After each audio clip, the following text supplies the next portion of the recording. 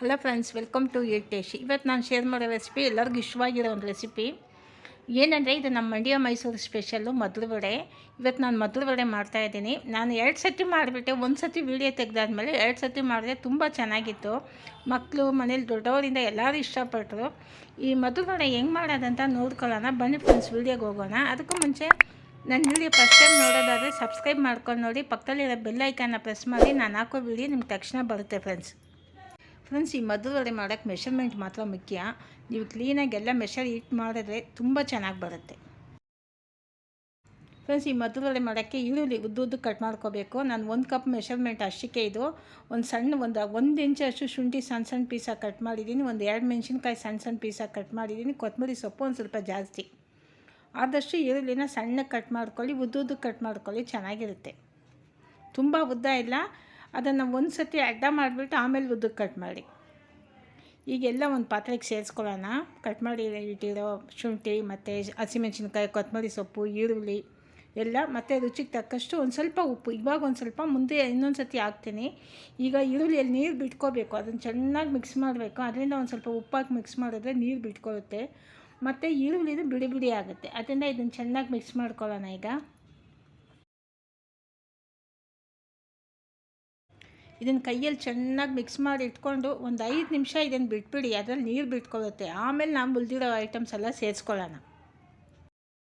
ಈಗ 5 ನಿಮಿಷ ಆಯಿತು. ರವೆ ಈಗ ಸೇರಿಸ್ಕೊಳ್ಳೋಣ. 1 ಲೋಟ ರವೆ ಸೇರಿಸ್ಕೊಳ್ತೀನಿ. ಮೀಡಿಯಮ್ ರವೆ, ಚಿರೋಟಿ ರವೆ ಎಲ್ಲ, ಮೀಡಿಯಮ್ ರವೆ.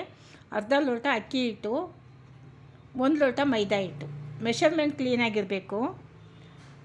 ಬಿಳಿ ಎಳ್ಳು 1 ಸ್ಪೂನು, 1 ಟೇಬಲ್ ಸ್ಪೂನ್ ಅಷ್ಟು. ಈಗ ನಾನು ಶೇಂಗಾ 1-2 ಆಗಿ ತರ್ತರಿಯಾಗಿ ಒಂದು ಇಡಿಯಷ್ಟು ಮಿಕ್ಸಿಗೆ ಹಾಕಿ ಅದನ್ನು 1-2 ತರ್ತರಿಯಾಗಿ ಸುತ್ಕೊಂಡಿದ್ದೀನಿ. ಅದನ್ನು ಸೇರಿಸ್ಕೊಳ್ಳೋಣ. ಈಗ ಎಲ್ಲ ಚೆನ್ನಾಗಿ ಮಿಕ್ಸ್ ಮಾಡ್ಕೊಳ್ಳೋಣ. ನೀವು ರವೆ ಮೈದಾ 2 ಒಂದೇ ಸಮಕ್ಕೆ ಹಾಕಿ, ಅಕ್ಕಿ ಹಿಟ್ಟು ಮಾತ್ರ ಒಂದು ಅರ್ಧ ಅಥವಾ ಇಲ್ಲ ಮುಕ್ಕಾಲು ಸೇರಿಸ್ಕೊಬೋದು. ನಾನು ಇವತ್ತು ಅರ್ಧನೇ ಸೇರಿಸಿದ್ದೀನಿ. ಈಗ ಹಿಂಗೆ ಒಂದು ಅರ್ಧ ಟೇಬಲ್ ಸ್ಪೂನ್ ಅಷ್ಟು ಹಾಕ್ಕೊಳ್ಳಿ, ಇಲ್ಲ 1 ಸ್ಪೂನ್ ಅಷ್ಟು ಹಾಕ್ಕೊಳ್ಳಿ ಸಾಕು. ಈಗ ಎಲ್ಲ ಚೆನ್ನಾಗಿ ಮಿಕ್ಸ್ ಮಾಡ್ಕೊಳ್ಳಿ. ಈರುಳ್ಳಿ ಮತ್ತು ಶುಂಠಿ ಇದೆಲ್ಲ ನಾವು ಹಾಕಿದ್ದೀವಲ್ಲ, ಅದು ಚೆನ್ನಾಗಿ ಮಿಕ್ಸ್ ಆಗಬೇಕು. ಈಗ ಇನ್ನೊಂದು ಕಡೆ ನಾನು ಎಣ್ಣೆ ಬಿಸಿ ಮಾಡ್ಕೊಂಡಿದ್ದೀನಿ. ಆ ಎಣ್ಣೆನ ಸೇರಿಸಿ ಮತ್ತು ಬಿಸಿ ಎಣ್ಣೆನ ಸೇರಿಸಿ ಮಿಕ್ಸ್ ಮಾಡ್ಕೊಳ್ಳೋಣ. ಚೆನ್ನಾಗಿ ಬಿಸಿ ಮಾಡ್ಕೊಂಡಿದ್ದೀನಿ. ಎಣ್ಣೆ ಚೆನ್ನಾಗಿ ಕಾದಿರಬೇಕು. ಈಗ ಮತ್ತೆ ಉಪ್ಪು ರುಚಿಗೆ ತಕ್ಕಷ್ಟು ಇವಾಗ ಉಪ್ಪು ಹಾಕ್ಕೊಳ್ಳೋಣ. ನೋಡ್ಕೊಂಡು ಉಪ್ಪು ಸೇರಿಸ್ಕೊಳ್ಳಿ. ಯಾಕಂದರೆ ಫಸ್ಟೇ ನಾವು ಈರುಳ್ಳಿಗೆ ಉಪ್ಪು ಹಾಕಿದ್ದೀವಿ. ಈಗ ಮತ್ತೆ ಜಾಸ್ತಿ ಹಾಕಿದ್ರೆ ಜಾಸ್ತಿ ಆಗಿಬಿಡುತ್ತೆ. ಅದರಿಂದ ನೋಡ್ಕೊಂಡು ಹಾಕಿ. ಈಗ ಉಪ್ಪು ಎಣ್ಣೆ ಎಲ್ಲ ಸೇರಿಸಿದ್ದೀವಿ. ಎಲ್ಲ ಕಡೆ ಚೆನ್ನಾಗಿ ಮಿಕ್ಸ್ ಆಗಂಗೆ ಕೈಯಲ್ಲಿ ಒಂದು ಸತಿ ಚೆನ್ನಾಗಿ ಮಿಕ್ಸ್ ಮಾಡ್ಕೊಳ್ಳಿ. ಆಮೇಲೆ ನೀರು ಸಾಕಾಗಿಲ್ಲ ಅಂದರೆ ನೀರು ಸೇರಿಸ್ಕೊಳ್ಳೋಣ. ಈಗ ಉಂಡೆ ಕಟ್ಟಬೇಕು. ಇದನ್ನು ಉಂಡೆ ಕಟ್ಟಿದ್ರೆ ಉಂಡೆ ಬರುತ್ತೆ ಅಲ್ಲ, ಆವಾಗ ನೀವು ನೀರು ಸಾಕಾಗಿಲ್ಲ ಅಂದರೆ ನೀರು ಸೇರಿಸ್ಕೊಳ್ಳಿ. ಫ್ರೆಂಡ್ಸ್ ನೋಡಿ, ನಾನು ಸ್ವಲ್ಪನೇ ನೀರು ಸೇರಿಸ್ಕೊಳ್ತಾ ಇದ್ದೀನಿ. ಸಾಕಾಗಿಲ್ಲ ಅಂದರೆ ಮತ್ತೆ ಒಂದು ಸ್ವಲ್ಪ ಬೇಕಾದರೆ ಸೇರಿಸ್ಕೋಬೋದು. ಒಂದೇ ಸತಿ ನೀರು ಜಾಸ್ತಿ ಹಾಕೋಕ್ಕೆ ಹೋಗಬೇಡಿ. ಒಂದು ಲೋಟದಲ್ಲಿ ಪಕ್ಕದಲ್ಲಿ ಇಟ್ಕೊಳ್ಳಿ. ಸಾಕಾಗಿಲ್ಲ ಅಂದರೆ ಮತ್ತೆ ನಾವು ನೀರು ಚುಮಿಸ್ಕೋಬೋದು.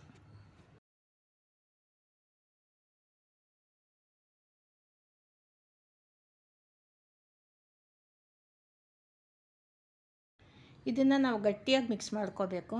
ಸ್ವಲ್ಪ ಕೈಯಲ್ಲಿ ಅಂಟಂಗೆ ಮಿಕ್ಸ್ ಮಾಡಿದ್ರೆ ಅದು ಅಷ್ಟೊಂದು ನಾವು ಹಾಕಬೇಕಾದ್ರೆ ಉದುರೋಗುತ್ತೆ. ಅದರಿಂದ ನೀವು ಆದಷ್ಟು ಗಟ್ಟಿಯಾಗಿ ಮಿಕ್ಸ್ ಮಾಡ್ಕೊಳ್ಳಿ. ಹಿಟ್ಟು ಚೆನ್ನಾಗಿರುತ್ತೆ, ಆವಾಗಲೇ ವಡೆ ತಟ್ಟೋಕ್ಕೂ ಚೆನ್ನಾಗಿರುತ್ತೆ, ನೀವು ಎಣ್ಣೆಲಿ ಬಿಡೋಕ್ಕೂ ಈಸಿ ಆಗೋದು. ನಾನು ಚೆನ್ನಾಗಿ ಗಟ್ಟಿಯಾಗಿ ಮಿಕ್ಸ್ ಮಾಡಿದ್ದೀನಿ. ನೋಡಿ, ಉಂಡೆ ಚೆನ್ನಾಗಿ ಬಂದಿದೆ. ಕೈಯಲ್ಲಿ ಎಣ್ಣೆ ಇಟ್ಕೊಂಡು ನೀವು ವಡೆ ತಟ್ಟಬೇಕು. ನಾನು ಪೇಪರ್ ಬಾಳೆಲೆ ಬರುತ್ತಲ್ಲ, ಅದ್ರಲ್ಲಿ ತಟ್ತಾಯಿದ್ದೀನಿ. ಬೇಕಾದರೆ ನೀವು ಪ್ಲಾಸ್ಟಿಕ್ ಕವರಲ್ಲೂ ತಟ್ಕೊಬೋದು. ನೋಡಿ, ಈ ರೀತಿ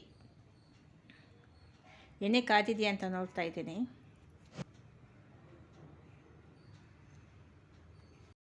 ಚೆನ್ನಾಗಿ ಕಾದಿದೆ. ತುಂಬ ಫಾಸ್ಟಲ್ಲಿ ಇಟ್ಟು ನಾನು ಕಾಯಿಸಿಲ್ಲ. ಆದಷ್ಟು ಮೀಡಿಯಮ್ ಫ್ಲೇಮಲ್ಲೇ ಇಟ್ಟು ಕಾಯಿಸಿದ್ದೀನಿ. ನೋಡಿ, ಒಂದೊಂದೇ ಹಾಕ್ತಾಯಿದ್ದೀನಿ. ನಾನು ಸ್ವಲ್ಪನೇ ಎಣ್ಣೆ ಸೇರಿಸಿದ್ದೀನಿ ಬಾಣಲೆಯಲ್ಲಿ. ಯಾಕಂದರೆ ಆ ಎಣ್ಣೆ ಮತ್ತೆ ನಾವು ಬಳಸಬೇಕು. ಅದರಿಂದ ಸ್ವಲ್ಪನೇ ಸೇರಿಸಿ ಆಮೇಲೆ ಸಾಕಾಗಿಲ್ಲ ಅಂದರೆ ಮತ್ತೆ ಹಾಕ್ಕೊಂಡು ಸುಡೋಣ ಅಂತ ಒಂದು ಸ್ವಲ್ಪನೇ ಸೇರಿಸಿದ್ದೀನಿ. ಈಗ ನನಗೊಂದು 5-6 ಇದಕ್ಕೆ ಆಗುತ್ತೆ ವಡೆ. ನೋಡಿ, ಈಗ 4 ಹಾಕಿದ್ದೀನಿ. ಇದನ್ನೇ ಇನ್ನೊಂದು ಸ್ವಲ್ಪ ಸೈಡಿಗೆ ತಳ್ಳಿದ್ರೆ ಇನ್ನೂ 1-2 ಹಾಕ್ಬೋದು. ಅದನ್ನು ನಾನು 4 ಹಾಕಿದ್ದೀನಿ. ಇವಾಗ ಒಂದು ಕಡೆ ಬೆಂದಮೇಲೆ ಇನ್ನೊಂದು ಸತಿ ನಾವು ತಿರುಗ್ಸೋಣ ಒಂದು ಕಡೆ. ಈಗ ನೋಡಿ, ಇನ್ನೊಂದು ಹಾಕಿದ್ದೀನಿ. ಮೀಡಿಯಮಲ್ಲೇ ಬೇಯಿಸಿ. ಇದನ್ನು ಫಾಸ್ಟಲ್ಲಿ ಮಾತ್ರ ಇಡಬೇಡಿ. ಒಳಗಡೆ ಬೆಂದಿರಲ್ಲ, ಆಚೆ ಮಾತ್ರ ಕಲರ್ ಚೇಂಜ್ ಆಗಿರುತ್ತೆ, ಕಪ್ಪು ಆಗಿಬಿಡುತ್ತೆ ಬೇಗ. ನೀವು ಮೀಡಿಯಮಲ್ಲಿ ಬೇಯಿಸಿದ್ರೆ ಒಂದೇ ಸಮಕ್ಕೆ ಗೋಲ್ಡನ್ ಕಲರ್ ಆಗಿರುತ್ತೆ. ನೀವು ಒಂದು ವಾರದಿಂದ 15 ದಿವಸ ತನಕ ಇದನ್ನು ನೀವು ಹಿಂಗೆ ಬೇಯಿಸಿದ್ರೆ ಇಟ್ಕೋಬೋದು. ನೀವು ಪಾಸ್ಟಲ್ಲಿ ಇಟ್ಟು ಬೇಯಿಸಿದ್ರೆ ಮೇಲ್ಗಡೆ ಕಪ್ಪಗಾಗಿರುತ್ತೆ, ಒಳಗಡೆ ಬೆಂದಿರಲ್ಲ, ಮೆತ್ತಗಿರುತ್ತೆ, ಚೆನ್ನಾಗಿರಲ್ಲ. ನಿಮಗೆ ಗರಿ ಗರಿಯಾಗಿ ಬೇಕಂದರೆ ನೀವು ಮೀಡಿಯಮ್ ಫ್ಲೇಮ್ಗೂ ಇನ್ನೊಂದು ಸ್ವಲ್ಪ ಬೇಕಾದರೆ ಕಡಿಮೆನೇ ಇಟ್ಟು ನಿಧಾನಕ್ಕೆ ಬೇಯಿಸಿ ಮಾಡಿ, ತುಂಬ ಚೆನ್ನಾಗಿರುತ್ತೆ. ಒಂದು ವಾರದಿಂದ 15 ದಿವಸ ತನಕ ಚೆನ್ನಾಗಿರುತ್ತೆ. ನಾನು 15 ದಿವಸ ಇಟ್ಕೊಂಡಿದ್ದೆ, ಚೆನ್ನಾಗಿತ್ತು ಫ್ರೆಂಡ್ಸ್. ಮಧುರವಡೆ ತುಂಬ ಚೆನ್ನಾಗಿ ರೆಡಿಯಾಗಿದೆ ಫ್ರೆಂಡ್ಸ್. ನಾವು ಮಕ್ಕಳು ಕೇಳಿದ ತಕ್ಷಣ ಮನೇಲಿ ಮಾಡಿಕೊಡ್ಬೋದು. ಮಧುರವಡೆ ತುಂಬ ಈಸಿ, ಅದಕ್ಕೆ ಬೇಕಾಗಿರೋ ರೆಸಿಪಿನೂ ತುಂಬ ಈಸಿ, ಮನೇಲಿರೋದಿಟ್ಟೆ ನಾವು ಮಾಡ್ಬೋದು, ತುಂಬ ಚೆನ್ನಾಗಿರುತ್ತೆ. ಆದರೆ ಮೆಷರ್ಮೆಂಟ್ ಮಾತ್ರ ನೀವು ಕರೆಕ್ಟಾಗಿ ಹಾಕಿದ್ರೆ ಟೇಸ್ಟು ತುಂಬ ಚೆನ್ನಾಗಿರುತ್ತೆ ಫ್ರೆಂಡ್ಸ್. ಈ ಮಧುರವಡೆ ವೀಡಿಯೋ ನಿಮ್ಗೆ ಇಷ್ಟ ಆದರೆ ಶೇರ್ ಮಾಡಿ, ಲೈಕ್ ಮಾಡಿ, ಸಬ್ಸ್ಕ್ರೈಬ್ ಮಾಡಿ. ಮುಂದಿನ ವೀಡಿಯೋದಲ್ಲಿ ನೋಡೋಣ. ನಾನು ಇನ್ನೂ ಒಳ್ಳೊಳ್ಳೆ ವೀಡಿಯೋಗಳು ಕೊಡ್ತಾ ಇರ್ತೀನಿ ಫ್ರೆಂಡ್ಸ್. ಪ್ಲೀಸ್ ಸಬ್ಸ್ಕ್ರೈಬ್ ಮಾಡ್ಕೊಂಡು ನೋಡಿ ನೀವು.